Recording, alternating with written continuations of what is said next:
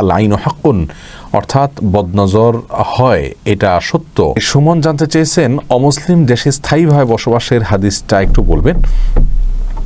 হাদিসটি হুবহু এই মুহূর্তে আমার মনে নেই, তবে হ্যাঁ, রাসূল আকরাম সাল্লাল্লাহু আলাইহি সাল্লাম নিষেধ করেছেন অমুসলিম দেশে বসবাস করতে, কারণ এর ফলে আপনার পরবর্তী প্রজন্ম তারা অমুসলিম হয়ে যাওয়ার আশঙ্কা থাকে, আর এটা অবাস্তব নয়। এই জন্য কোনো কোনো অমুসলিম দেশে কিছু কিছু অঞ্চলে মুসলিমদের যে সোসাইটি রয়েছে সেখানে তারা খুব শক্তিশালী বন্ধনের মধ্যে আছেন, সেগুলোতে থাকাকে আমরা এই হাদিস থেকে ভিন্নতর মনে করি। এছাড়া সাধারণ অবস্থাতে অমুসলিম দেশগুলোতে স্থায়ীভাবে বসবাস করা এটা জায়েজ নেই। মোহাম্মদ জুবাইর হাসান জানতে চেয়েছেন সিজদা নিয়ে যদি সন্দেহ থাকে, একটি দিলাম নাকি দুটো দিলাম, তখন কি করব? যদি এরকম জীবনে প্রথমবার হয় তাহলে সেক্ষেত্রে একটি দিয়েছেন ধরে দ্বিতীয় সিজদা দিবেন এবং শেষে সিজদা সৌ করে নেবেন। JH তারেক জানতে চেয়েছেন আরবে থাকার সুবাদে আরবি ভাষা পারি, সিজদায় তসবির পাশাপাশি নিজস্ব দোয়া করা যাবে? জি, আপনি নফল নামাজে বিশেষ করে করতে পারবেন ইনশাআল্লাহ। নাসরিন আক্তার জানতে চেয়েছেন স্বামী স্ত্রীকে জমি লিখে দিতে পারবে কিনা? সমস্ত জমি যদি লিখে দিতে চান সেটা গুনাহ হবে, এবং রাসূল করিম সাল্লাল্লাহু আলাইহি ওয়াসাল্লামের হাদিস দ্বারা বোঝা যায় ওয়ারিশকে, যিনি আমার মৃত্যুর পরে আমার পরিত্যক্ত সম্পত্তিতে নির্দিষ্ট হিস্সা পাবেন, এরকম ব্যক্তিকে এরকম ব্যক্তিকে সম্পূর্ণ দান করে দেওয়া, অর্থাৎ অ্যাসেট দান করে দেওয়া অথবা কিছু অ্যাসেট দান করে দেওয়া, এটা জায়েজ নাই। যদি দিতে হয় তাহলে অন্যান্য ওয়ারিসদেরকেও দিতে হবে, অন্যথায় সেটি গুনাহের কারণ হবে। যার কারণে স্ত্রীও যেহেতু আপনার ওয়ারিস, অতএব তাকে যদি আপনি দান করে দেন সেটি গুনাহ হবে, পুরা যদি না দেন তাও এটা গুনাহ হবে। যার কারণে এখান থেকে আমাদের বেঁচে থাকার চেষ্টা করা উচিত। হ্যাঁ, সাময়িক কিছু হাদিয়া, গিফট, উপঢৌকন, উপহার বলতে যেটুকু বোঝায় সেটুকু আপনি করতে পারেন, দিতে পারেন। এরপরে তানজিম তনি জানতে চেয়েছেন জমজম কূপের পানি খাওয়ার নিয়ম কি? বিসমিল্লাহ বলে পান করবেন, এবং এ সম্পর্কে আমাদের একটা ক্লিপ আছে, মেহরবানি করে শুনে নেবেন। এমনি মাজহারুল জানতে চেয়েছেন রাগ কমানোর উপায় কি? রাগ কমানোর উপায় হলো, প্রথমত আপনার যারা খুব খোশমেজাজের মানুষ, যারা খুব বিনয়ী মানুষ, বিনম্র মানুষ, ধৈর্যশীল মানুষ, তাদের সাথে উঠা বসা করবেন, এটা একটা ভালো আমল। আর দ্বিতীয় হলো যে যখন রাগ উঠবে আউযু বিল্লাহি মিনাশ শাইতানির রাজিম পড়বেন, বিসমিল্লাহির রহমানির রহিম পড়বেন, ইনশাআল্লাহ আপনার রাগ কমে যাবে, আল্লাহ সুবহানাহু ওয়া তাআলা আপনাকে হেফাজত করবেন। এরপরে সাজ্জাক হোসেন আইডি থেকে আপনি জানতে চেয়েছেন আমি ছাত্র, আমার বিয়ে হয়েছে কিন্তু আমার বিয়ের বয়স হয়েছে কিন্তু বাবা মা দিচ্ছেন না, আমি কি করব, কোনো আমল আছে কিনা? দেখুন, বাবা মাকে বোঝাবেন, যাদেরকে দিয়ে বোঝানো দরকার বা বোঝালে কাজ হবে তাদেরকে দিয়ে বোঝাবেন, এবং বিয়ে করার সামর্থ্য আপনার শারীরিকভাবে হয়েছে কিন্তু আর্থিকভাবে নাই, এরকম যদি হয় তাহলে সেক্ষেত্রে আপনি রোজা রাখবেন, যেমনটি রাসূল করিম সাল্লাল্লাহু আলাইহি ওয়াসাল্লাম বলেছেন। রোজা রাখলেও ইনশাআল্লাহ মানুষের যৌন চাহিদা অনেকখানি অবদমিত হয়। এরপরে মাহফুজা খাতুন জানতে চেয়েছেন মেয়েদের কাপড় পরার বিষয়টা বলবেন প্লিজ। কাপড় পরা বলতে বোন মাহফুজ আপনি কি জানতে চেয়েছেন আমি জানি না। মেয়েদের কাপড়ের ক্ষেত্রে ইসলামের যে ড্রেস কোড রয়েছে সেটা হলো যে মাথা থেকে পা পর্যন্ত তিনি বাহিরে গেলে আপাদমস্তক ঢেকে রাখবেন এবং নিজের সৌন্দর্যকে প্রকাশ করবেন না। বাসাবাড়িতে অবস্থান করা অবস্থাতে তিনি তার সদর শুধুমাত্র ঢাকবেন, বাকিগুলো উন্মুক্ত করতে পারেন, নাভি থেকে হাঁটু পর্যন্ত তিনি ঢাকতে হবে তাকে। আর সাধারণ যে পোশাক আছে আমাদের কাঁধ থেকে নিয়ে হাত পর্যন্ত, এইটুকু আপনি ঢেকে ঢুকে রাখবেন ছেলে মেয়ের সামনে, অন্যান্য মাহরাম শ্বশুর বা অন্যান্যদের সামনে। বাকি মাথা, চুল, এই অংশগুলো তারা দেখতে পারবেন, অর্থাৎ তাদের সামনে উন্মুক্ত রাখলে সেটি গুনাহের কারণ হবে না। খুব বেশি টাইট ফিট কাপড় চোপড় পরে বাহির হওয়া জায়েজ নাই, পাতলা কাপড় চোপড় পরে বাহির হওয়া জায়েজ নাই। এরপরে জুলিয়া ফেরদাউস সঞ্জু আপনি জানতে চেয়েছেন কাজা রোজা রাখলে কি বেশি সওয়াব? কাজা রোজা রাখলে সওয়াব বেশি নাকি নফল রোজা রাখলে বেশি সওয়াব বেশি, হয়তো আপনি এটি জানতে চেয়েছেন। অবশ্যই নফল রোজা না রেখে কাজা রোজা রাখবেন, আর যদি কাজা রোজা পরে রাখার মতো স্কোপ থাকে, নফল রোজার সময়টা চলে যাবে এখন না রাখলে, তাহলে সেক্ষেত্রে সেই নফল রোজা রেখে তারপর কাজা রোজা রাখতে পারেন, কোনো অসুবিধা নেই। এরপরে ইরিনা রওশন মিম আপনি জানতে চেয়েছেন কোন স্বপ্ন দেখে তার ব্যাখ্যা খোঁজা উচিত কিনা। ব্যাখ্যা খোঁজা যেতেই পারে, কিন্তু দেখলেই ব্যাখ্যা খোঁজার জন্য পেরেশান হওয়ার কোনো প্রয়োজন নেই। বিশেষ করে যে স্বপ্ন দেখার পরে আপনার মধ্যে অস্থিরতা কাজ করে, সেটা শয়তান মানুষকে পেরেশান করার জন্য দেখায় থাকে, অতএব সেটার জন্য পেরেশান হওয়া উচিত নয়, পাত্তা দেওয়া উচিত নয়। আর যদি সেরকম না হয় তাহলে সেক্ষেত্রে আপনার নিকটস্থ কাউকে বা যারা স্বপ্ন ভালো বোঝেন তাদের কাছ থেকে ব্যাখ্যা, যদি মনে হয় যে না এটার কোনো ভালো ব্যাখ্যা রয়েছে, আপনার মন সেরকম বলে, তাহলে এরকম কারোর কাছ থেকে আপনি ব্যাখ্যা জানতে চেষ্টা করতে পারেন। সুমাইয়া আক্তার জানতে চেয়েছেন, মোবাইল ফোনে ইমার্জেন্সি ব্যালেন্স দিলে 2 টাকা বেশি নেয়, এটা কি সুদ? এটা একটু জটিল আসলে। সব ক্ষেত্রে এটাকে সুদ বলা যাবে না। কোনো কোনো কোম্পানি এটাকে সার্ভিস চার্জ বলে, তাহলে সেক্ষেত্রে এটা সুদ হবে না। যারা সার্ভিস চার্জ বলে, অনেকগুলো মোবাইল কোম্পানি আছে তারা বলে যে অতিরিক্ত টাকাটা আমরা সার্ভিস চার্জ হিসাবে নিয়ে থাকি, অতএব সেটা সুদ হবে না। নাহরিন হাসান জানতে তাছাড়া এমনিতেও আপনার এটা সরাসরি ব্যালেন্স দিয়ে ব্যালেন্সের বিপরীতে অতিরিক্ত টাকা নিলে এটাকে সুদ বলা কঠিন। এটাকে সুদ বলা কঠিন, কারণ হলো যে সমস্ত বিষয়গুলো দানের ক্ষেত্রে সমান সমান দিতে হবে, কম বেশ করা যাবে না, এর ভিতরে ব্যালেন্সকে তার মধ্যে ফেলানো যায় না। কারণ মোবাইল ব্যালেন্স এমন একটা জিনিস যেটাকে নগদ টাকাও বলা যায় না, স্বর্ণরূপাও বলা যায় না, মনে চাইলে খরচও করা যায় না। যার কারণে এখানে ওই কম বেশ করলে সুদের যে বিধান আছে নগদ টাকার ক্ষেত্রে, স্বর্ণরূপা বা অন্যান্য দ্রব্যের ক্ষেত্রে, এখানে সে বিষয়টা প্রযোজ্য হবে না। এটাও অনেক উলামায়ে কেরামের ব্যাখ্যা রয়েছে। নাহরিন হাসান জানতে চেয়েছেন, মসজিদ নির্মাণের জন্য যদি ইসলামী ব্যাংক থেকে লোন নেওয়া হয় জায়েজ হবে কিনা? না, জায়েজ নাই। বিশেষ করে আপনার ইসলামী ব্যাংকগুলো যেই পদ্ধতিতে লোন দিয়ে থাকে সেই পদ্ধতিতে যদি নেন, আর যদি সঠিক পদ্ধতিতে লোন নেন, মাল কিনলেন এবং মাল কিনে আপনি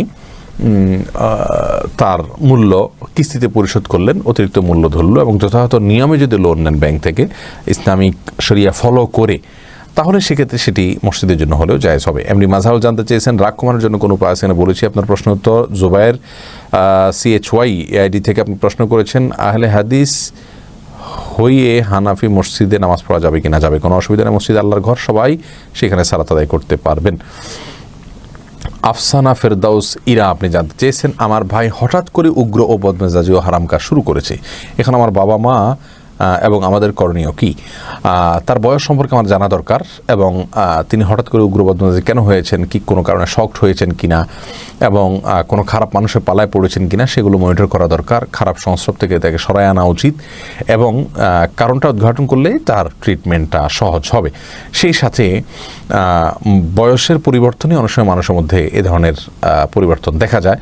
তার অবস্থা না দেখে পরামর্শ দেওয়া কঠিন। আল্লাহ তাআলার কাছে সাহায্য চান এবং তার মূল সমস্যাটি উদ্ঘাটন করার চেষ্টা করুন। মাহমুদুল হাসান LI ID থেকে জানতে চেয়েছেন, স্ত্রী যদি মৌখিকভাবে দেন মোহরের টাকা মাফ করে দেন, এটা জায়েজ আছে কিনা? হ্যাঁ, যে কোনোভাবে মাফ করলে সেটা মাফ হিসাবে বিবেচ্য হবে, লিখিতভাবে দিতে হবে এমন কোনো কথা নেই। এটা শরিয়ার দৃষ্টিকোণ থেকে আইনিভাবে আপনি অবশ্যই ক্ষমা পেতে হলে আপনাকে এভিডেন্স হাজির করতে হবে লিখিত, আর শরিয়ার দৃষ্টিকোণ থেকে, ইসলামী দৃষ্টিকোণ থেকে মাফ পেতে হলে তিনি মৌখিকভাবে মাফ করে দিলেই মাফ হয়ে যাবে, লিখিতভাবে দেওয়া কোনো জরুরি নয়। তবে স্ত্রীর কাছে মহারানা মাপ চেয়ে নেওয়া এটা কাপুরুষতা এবং এটি ভুল কাজ। তিনি যদি সন্তুষ্ট হয়ে কিছু কমিয়ে দেন তাহলে সেটা সম্পর্কে আল্লাহ বলেছেন, ফাকুলুহু হানি আম্মারিয়া, তাহলে সেটা তোমরা সন্তুষ্ট চিত্তে খাও, ভক্ষণ করো। মাসুদ রানা AID থেকে আপনি জানতে চেয়েছেন, গর্ভের সন্তানকে শয়তানের হাত থেকে রক্ষা করার জন্য লোহার কিছু রাখা যাবে কিনা? না, জায়েজ নয়, গুনাহের কথা, এটা শিরক হবে। শয়তানের হাত থেকে বাঁচার জন্য আমাদেরকে লোহা নিতে আল্লাহ তাআলা বলেননি। লোহার কোনো ক্ষমতা নেই যে শয়তানের হাত থেকে বাঁচাবে। দোয়া করবেন, আল্লাহর কাছে আশ্রয় চাইবেন। নাজমুন নাহার মৌসুমি জানতে চেয়েছেন, সালাতে হাত বাঁধা সম্পর্কে জানতে চাই। সালাতে হাত বাঁধাটা ফরজ বা ওয়াজিব কিছুই না, এটা সুন্নাত। কেউ যদি হাত নাও বাঁধেন সালাত হয়ে যাবে।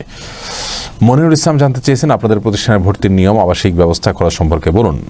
ভাই মনিরুল ইসলাম, আমাদের যে প্রতিষ্ঠানের জন্য আমরা অপেক্ষা করছি, স্বপ্ন দেখছি, শিক্ষা প্রতিষ্ঠান, সেটি এখনও শুরু হয়নি। আমরা লকডাউনে এবং করোনার কারণে কিছুটা ইফেক্টিভ হয়েছি, হয়তোবা আমাদের শুরু করতে আরও কিছু সময় লাগতে পারে। বাকি এখানে বিস্তারিত নিয়ম কারণ ইত্যাদি আমাদের পেজে আপলোড করা হবে, আপনারা অপেক্ষা করুন। অনুগ্রহ করে আবাসিক খরচ ইত্যাদি আমরা চেষ্টা করব সহনশীল রাখার জন্য, কিন্তু আমরা ভালো মান নিশ্চিত করার স্বার্থে হয়তো যা প্রয়োজন সেটা রাখতে হবে। কত হতে পারে সেটা ইনশাআল্লাহ সময় মতো আপনাদেরকে জানিয়ে দেবো আমরা। হেনা সিদ্দিকা জানতে চেয়েছেন, তাহিয়াতুল ওযুর নামাজ কি 5 ওয়াক্তে পড়া যাবে? যতবার চান ততবার পড়তে পারেন। শুধু 5 ওয়াক্ত কেন, 5 ওয়াক্তর দিনের ভিতরে 10 বার 20 বার আপনি তাহিয়াতুল ওযু পড়তে পারেন। যতবার ওযু করবেন ততবার আপনি তাহিয়াতুল ওযু নামাজ পড়তে পারবেন।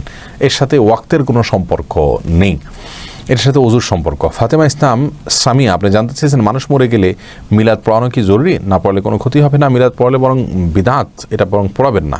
মানুষ মারা গেলে তার জন্য আল্লাহর কাছে দোয়া করবেন, তার জন্য ইস্তেগফার করবেন, কিন্তু এটার জন্য কোনো মিলাদ পড়াতে হবে এমনটি মনে করার কোনো কারণ নেই। বরং মিলাদ পড়ানোর কোনো নির্দেশ আমাদেরকে ইসলাম দেয়নি। তিনি মারা গেলে তার জন্য দোয়া করবেন এবং আরও কিছু করণীয় আছে।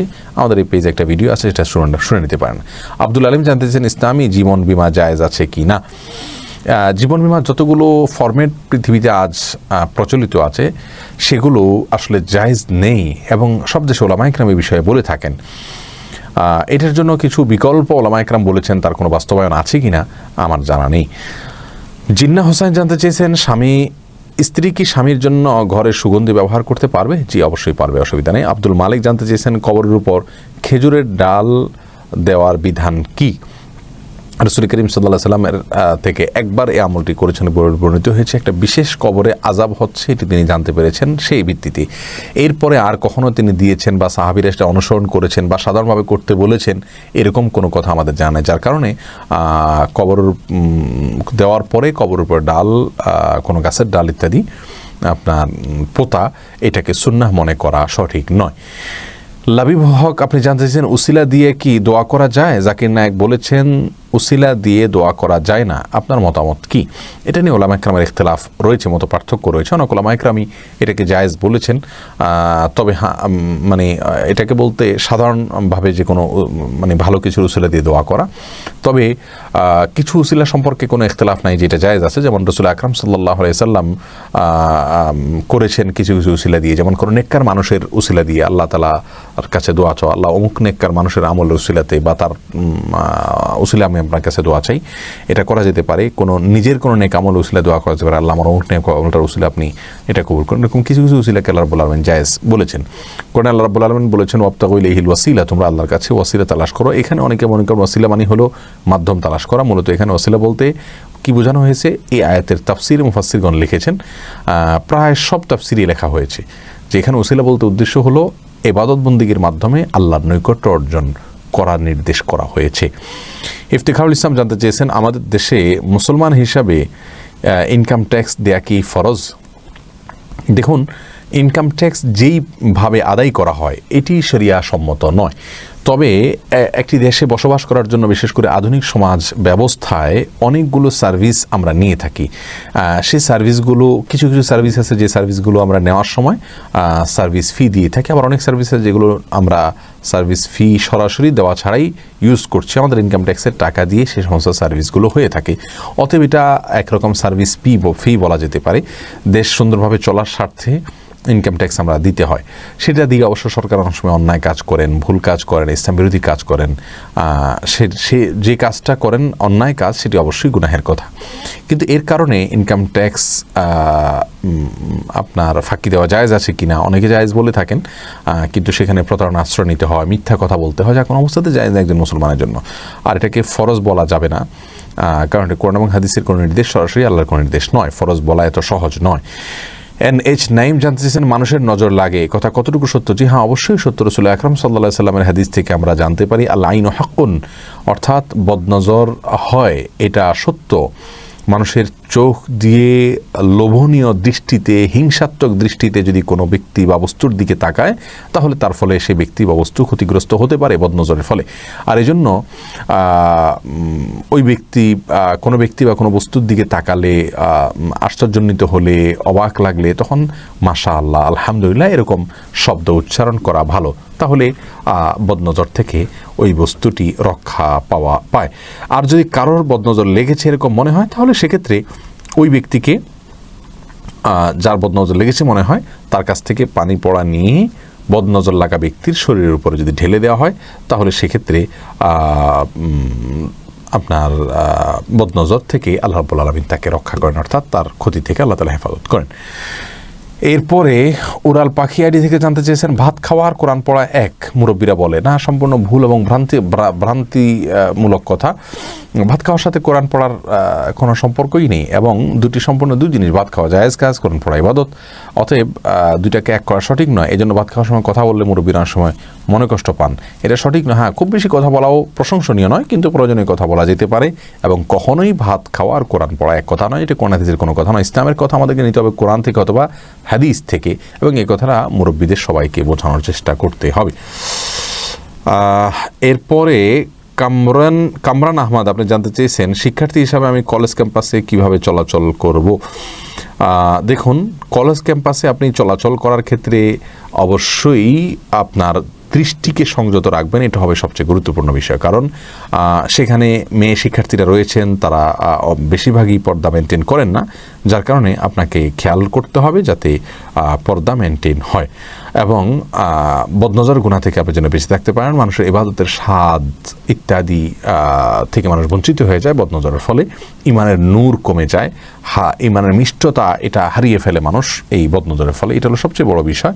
আর খারাপ সঙ্গী থেকে বেঁচে থেকে ভালো সঙ্গীর সঙ্গ অবলম্বন করা, এটা হলো গুরুত্বপূর্ণ আরেকটি বিষয়। আল্লাহ তাআলা আপনাকে তৌফিক দান করুন। এমডি আসাদুল হক জানতে চেয়েছেন, স্ত্রী স্বামী দুজন ফরজ নামাজের জামাতে একামত দেওয়া লাগবে কি?